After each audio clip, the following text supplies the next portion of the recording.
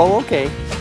You're in the way. It's Brownie Puddle time. I'm so excited. Welcome back. I'm David Rosengarten, filling in for Sarah Moulton. Cookbook author Levy Beranbaum has joined me tonight to make some elegant, but as I hope you've seen, and I hope you agree, easy Easter desserts. And it's such a pleasure to do this with you because these things are so good, and they really are, they're a breeze. They're a piece of cake, shall we say. We have made a lemon poppy seed pound cake and a wonderful cheesecake. And now we are making the amazing, fabulous brownie puddle, which has one little technique in it that I think is extraordinary, as you'll see. So how do we start the brownie puddle? We combine the chocolate and the butter. So that is, what, 3 ounces of bittersweet chocolate in here? And the butter is, what? 14 tablespoons. 7 ounces. Before we use 13 in another recipe, this time it's 14. It's just the way it is, you know. Just the way it is. All right, so that's just chocolate and butter at the moment. Yeah, you could do this in the microwave too, but we're doing this today over this kind of heat. Okay. This is really, I mean, what could be easier than a brownie? But what makes this really special is that it becomes a tart without having to make a pie crust. Oh, I love that. And the best part are the puddles, which are chocolate ganache, you know, the ultimate nosh, Right. that has chocolate and heavy cream. Nosh. And that's Ganache. it. Yeah. Exactly. It's All a right, now German word. Let's talk chocolate here for a moment. You use a bittersweet chocolate. Any special chocolate from anywhere in the world? I or? would say your favorite, Your eating favorite. chocolate, because that's what you're going to do is eat it, you know. So the better exactly. the quality, the better it's going to be. And that's but cocoa powder? Yeah, the cocoa powder must not have sugar in it. We're adding the Unsweetened sugar cocoa. now. So that's half cup plus 2 teaspoons unsweetened cocoa. Do you like to use Dutch process or? Dutch process. Dutch process. That's the best flavor. Okay. Again, your favorite drinking one. And That's not sweet. Drinking cocoa. Not And now sweet. you've added 1 cup plus 3 tablespoons of sugar. And look Exactly. how dark that's become. But wait until you see what's going to happen when we add the eggs. More changes, folks. More Yeah, changes. more changes Now to these are come. 3 large eggs that are going Yeah. in. What's We're going to happen? break them up. Predict That's why I it. like to Call use it. the whisk. What am I It's- about well, to see? Okay, what you're seeing. No, okay. Well, you said wait till you see what happens when we add the eggs. It gets I expect glossy. it to, Look how like, it turn gets green thicker or something. and it gets very shiny. And then we can add the vanilla, which pure vanilla extract, no imitation flavor. Those eggs, what were they at room temperature or were they cold? Yeah, but it doesn't really matter. You can't do anything wrong with a brownie. I mean, you know. You can't mess up You can, a brownie. you is can what you're just saying. use less good ingredients, and that to me is a big right. mistake. Because if you're going to make the effort, you might as well, Right. you know, have the best stuff. So that was vanilla that you put in, 2 teaspoons of pure vanilla extract. And now, gilding the lily, we've got 3 ounces of cream cheese. Can't get away from that cream cheese, can you?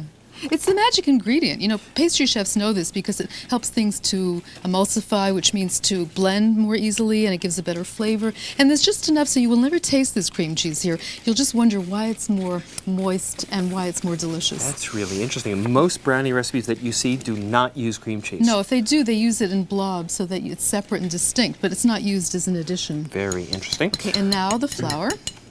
And Not this much. is half a cup of all-purpose flour. And here it doesn't even matter what kind of flour. I think it's the only time you'll ever hear me say that. Because flour makes all the difference when you're doing cakes and pie crusts, but in a brownie you could use bread flour and it would be just fine. Right. Is it sifted? It This doesn't flour? even matter. Doesn't matter. You're so loose on this flour. I know, isn't it surprising and wonderful? Some flour, whatever. It makes me feel so good to, you know, for a change, for a not change to to be be so loose. exacting. And pecans. Pecans. And I don't toast them first because sometimes they poke out to the top. Or do I toast them first? No, this is You 1 see cup that? coarsely chopped pecans. The only time it brings out a lot of flavor in nuts to toast them first, but if they're going to poke out at the top, then they'll continue baking and get too browned. And there's nothing worse than a burnt nut. She's so precise. Don't you agree? She is so precise. Yes, there's nothing worse than a burnt nut. I can agree with that. Okay, so you've got this all set. Show us how it cooks. Now, this is not like a brownie square thing. This is a brownie cake. Exactly. Right. But you could bake it as a square if you want to. But Right. the fun thing is that, look what we forgot, the salt. Oh, the Not salt. too late. Okay. Okay, we Do you want this back? stir. No, just put it like How that. did 'cause I you need develop something this to recipe? Where did scrape it this in. come from? Well, it really came from my fantasy because I wanted to have the ultimate brownie recipe. Each of my books has one, and it says, this is it, I'm not going to be doing any more. And then I find something else to improve upon it. Here it was the cream cheese. How many brownie But- recipes would you say you have in print? I think 10. I love It's it. And this is your embarrassing. favorite one. This is it. In fact, you told me that this may be your favorite recipe in this book. It is. Yeah. Because it's simple and it's so good and it's so elegant.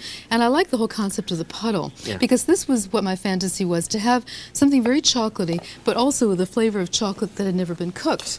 Because when you cook chocolate, it changes its flavor. And that's why the puddles are made of the chocolate that's just melted and heated with the heavy cream. Wait till you see this puddle thing. Now, this thing gets baked in a 325-degree oven for 30 to 35 minutes. Yes, just until the cake tester comes out clean at the edge. You want it to still be moist in the Okay. center. I want to make sure we have time for the puddle, so come over Right. here. We'll put that in the oven. Assume it's in the oven.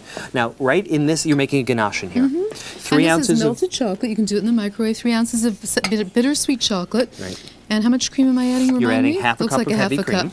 Okay, and then when you stir it together, it's going to become totally smooth like this. Like this. Like you've got, this is the improvised pastry bag that you've got here. Exactly. Just as long as the chocolate is melted, the minute you add the cream and stir, it's going to completely come together and look like that. And then I would let it Here's firm my up. favorite part. Would you show us what to do? Had a puddle? Okay, I The can work with puddle both thing. hands at one time.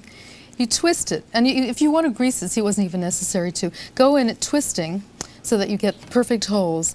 And you go throughout the entire thing. David, while I'm Yes. filling the I'm holes, just you want me? got this great idea. No, forget Yes, you that. do that, yeah. You do stir so people Stir this. really believe me that it comes out looking together. like Okay, this. but show us now. The concept is you're going to make holes all over the place. All over. But show As us much quickly. as- Go ahead. yeah. Do a little bit of the puddle this filling. is the freezer bag I was telling you about that closes.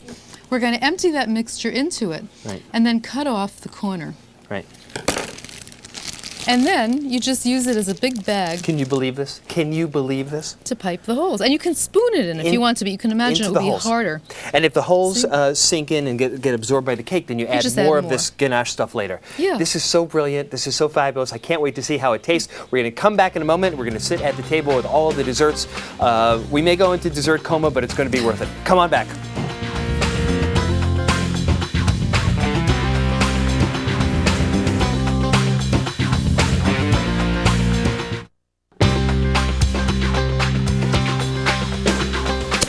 Oh, yes. Bravo, brava. Welcome back. I'm David Rosengarten, filling in for Sarah Moulton. Cookbook author, master baker, Rose Levy Beranbaum, who's made this incredible stuff. She's treated us to a trio of fantastic desserts, perfect for Easter. We started with the, give it a name, Lemon poppy seed pound cake. those With amazing blueberry glaze. sticky blueberries, which are, and they're crunchy. That's the thing. They're like, you know, like real fruit. It's fabulous. And this is the New York cheesecake goes to college. What are you calling it? Well, it's the cordon rose cheesecake. Cordon rose. Let me pour you a little champagne Ooh. for that. And remember, when Vesuvius. you're drinking champagne with dessert, you want champagne that's a little bit sweet. You don't want to waste your dry champagne because then it'll taste like lemon juice. Especially with a lemon, right? Especially with a lemon, exactly. And then lastly, the amazing, what do you call this? Brownie puddle tart. Look at this. thought I that'd just be want to perfect go for in here. spring. Look at that stuff oozing all over the place. Rose, you are such a master.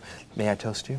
Thank you so much. Thank you, David. Happy Great holidays. host. Great to have you here. You're the best. Thank you for tuning in to Cooking Live. Be sure to watch tomorrow when I'll be here making one of my favorite meals in under an hour. I'm David Rosengarten here with Rose Levy Beranbaum, the best. Have a great night, folks. And you. Thank you, sweetheart.